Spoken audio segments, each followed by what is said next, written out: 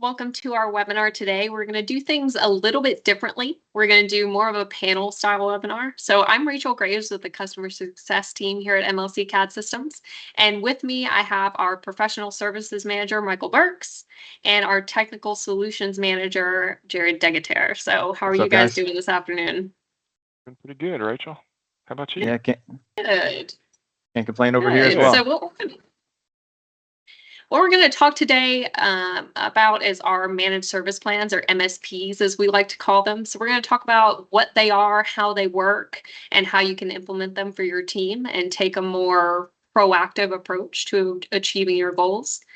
So with that, I want to paint a little bit of a picture of what an MSP would look like. So Michael, can you tell us a story about a customer, maybe a recent story about what an MSP looks like? Yeah, absolutely. So to start with, there's many reasons why a customer might be interested in an MSP, but I'll focus on maybe a couple of scenarios that are recent that probably most everybody can relate to. So the first one I'm thinking about, they've had SOLIDWORKS and PDM for decades now. They've grown in their usage over the years.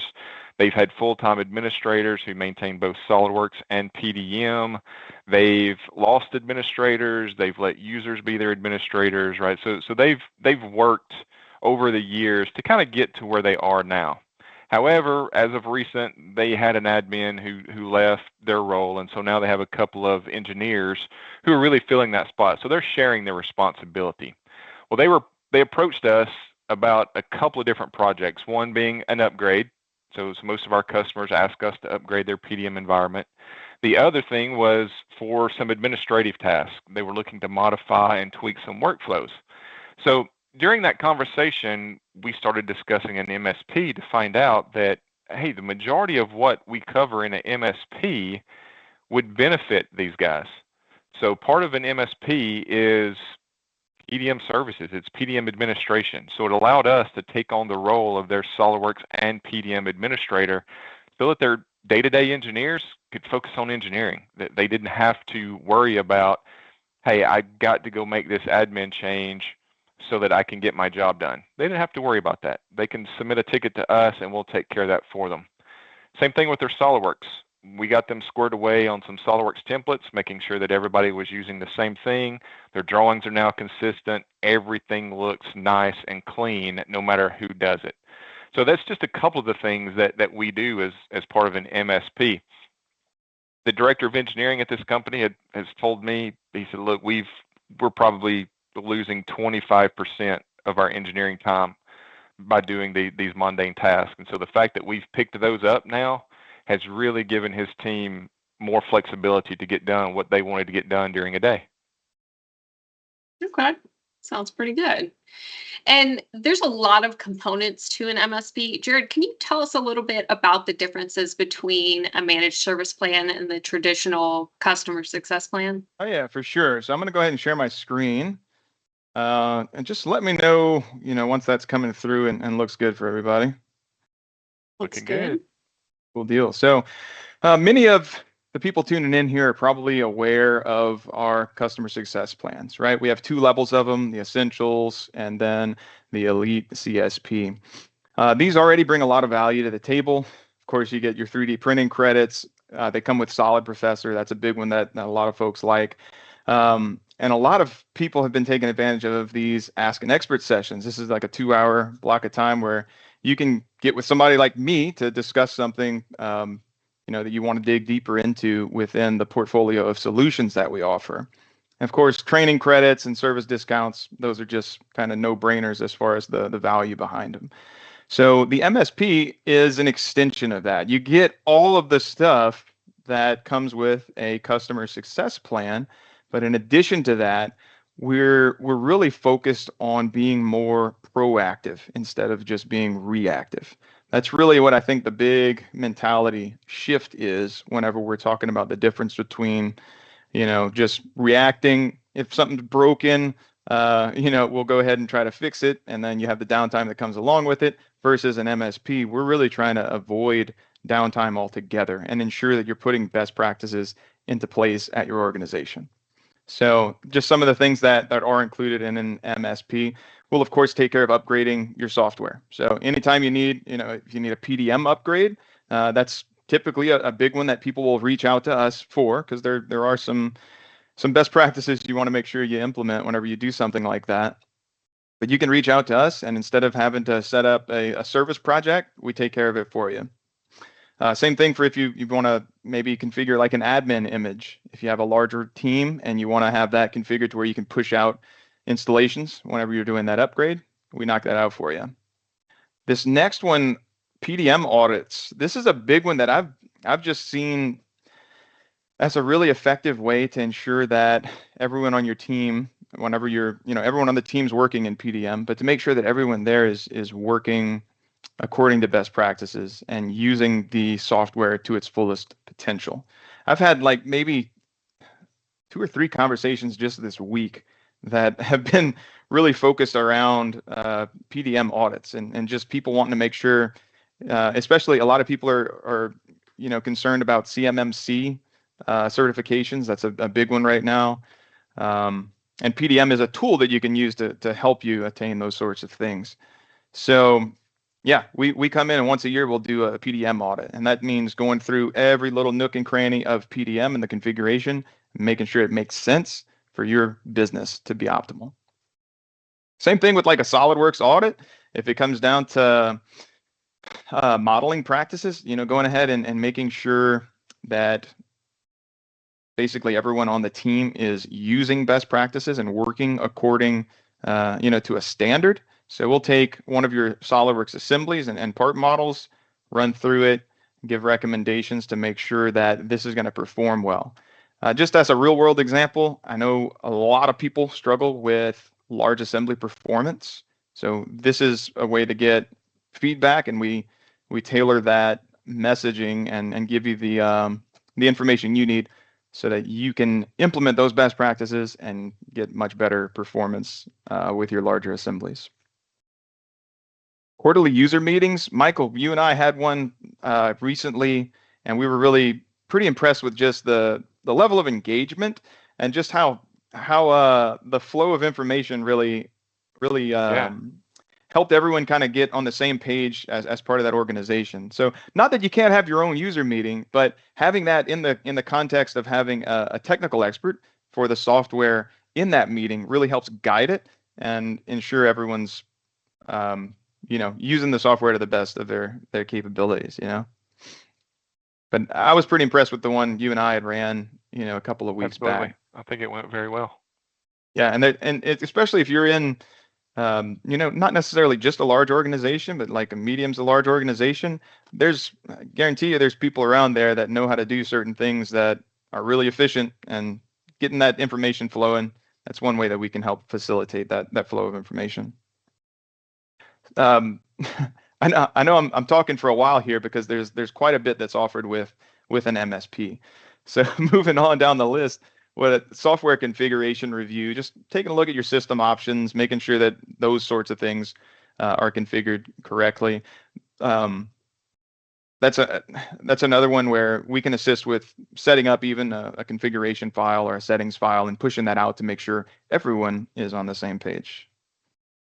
Software administration, what we mean by that is in the event that, hey, you want to make a change to your PDM workflow. I've got a new workflow that I need to get set up. Help me out. Instead of scoping something out, we can step in and assist with that. Or if you need new users or groups and their permissions set up, we can come in, and we're basically your PDM admin or your software and SolidWorks admin at that point. So I'm getting towards the end of this list. Bear with me, guys. Training. This one right here, I think, makes this pretty much a no-brainer. Basically, if you have an MSP with us, you can take any public training class that we offer, and you can attend each class up to once per year. Okay, so that kind of goes back to making sure that people are implementing best practices.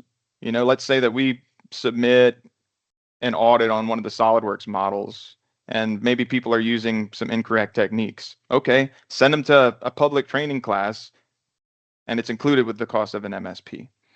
So there's so many situations like that where I think there's a lot of value that can be uncovered, and we're going to talk a little bit about value here in a second as well.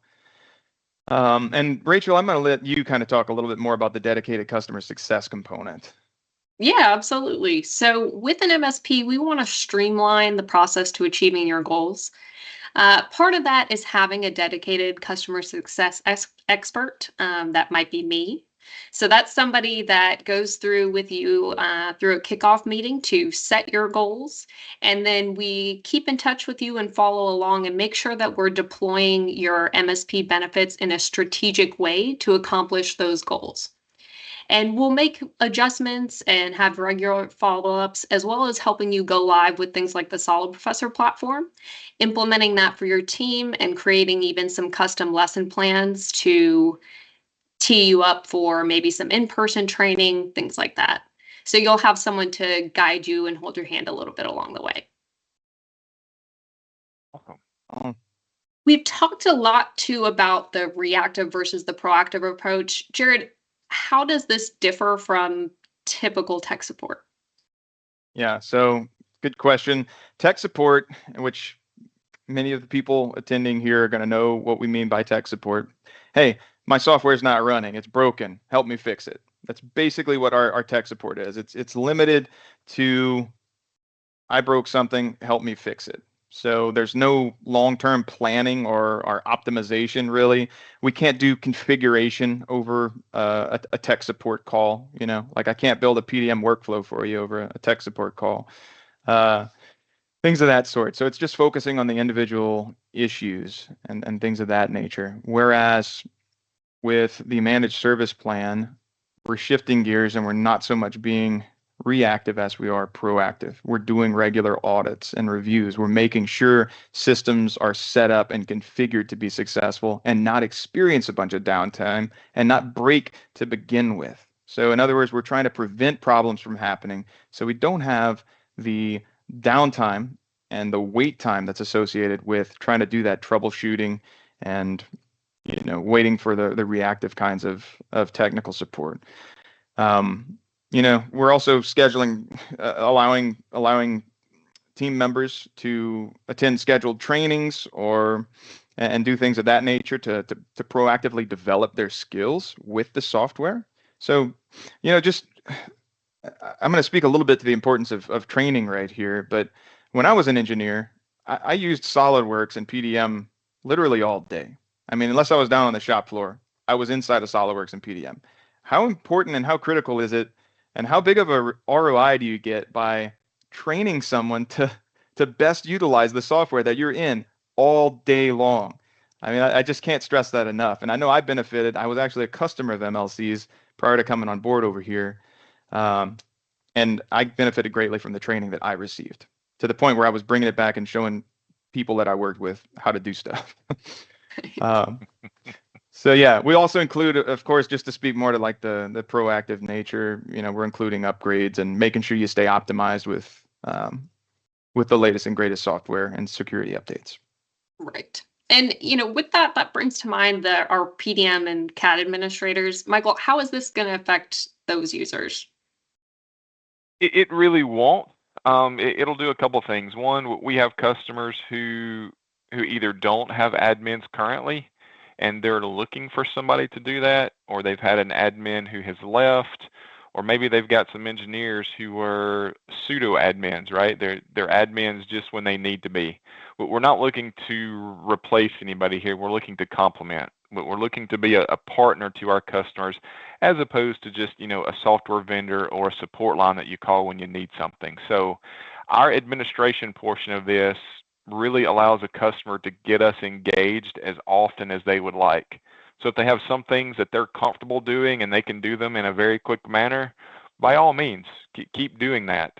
But then there's also some things that are more complicated, or maybe they just don't have the time to get to the simple things. That's really where we want to pick the ball up, and we want to run with it, right? We want to help our customers get through those challenges in a very quick manner so that they can keep doing what they do, right?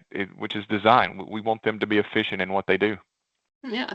And avoiding downtime is a huge part of this, but where are the other places where our customers can expect to see the most value from an MSP?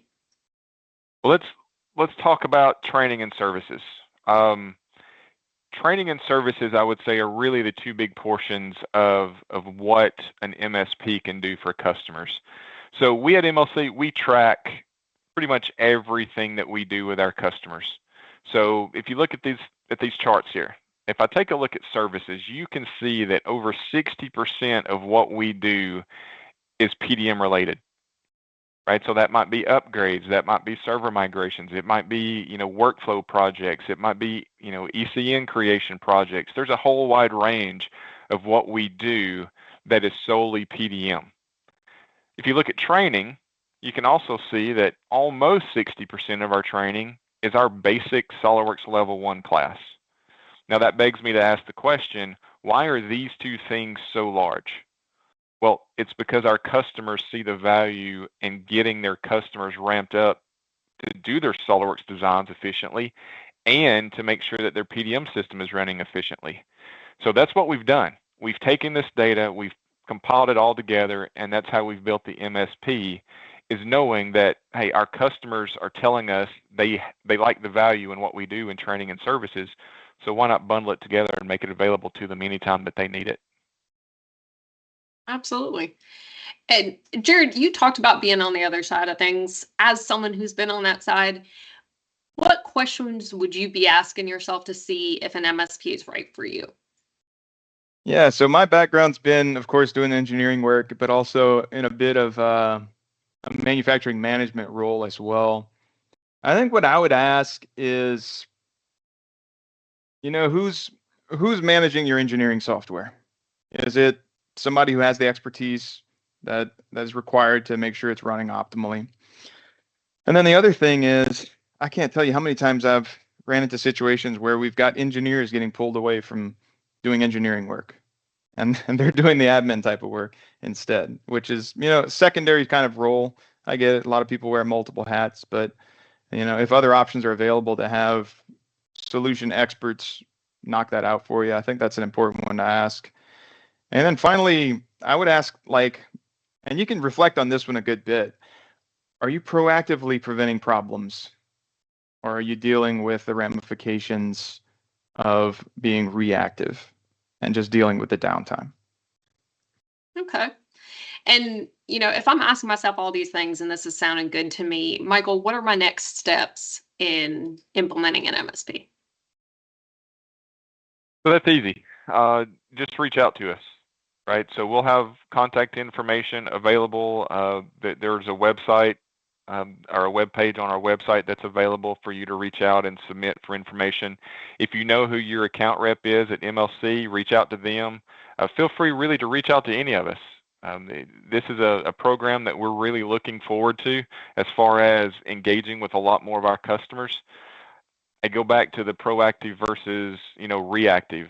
We really want our customers not to get in a bind or get in a crunch, and then all of a sudden they're panicking because they've got a deadline to hit, or that they've got a project that's due, right? We want to be with you through that time so that we can help identify maybe those bottlenecks. Maybe we can identify what might be slowing you down or making you less efficient. So reach out to us. You can do it via email, via the website. You can call us. It doesn't matter. Reach out to us, and just whoever you speak to, let them know that you're interested in discussing an MSP with someone.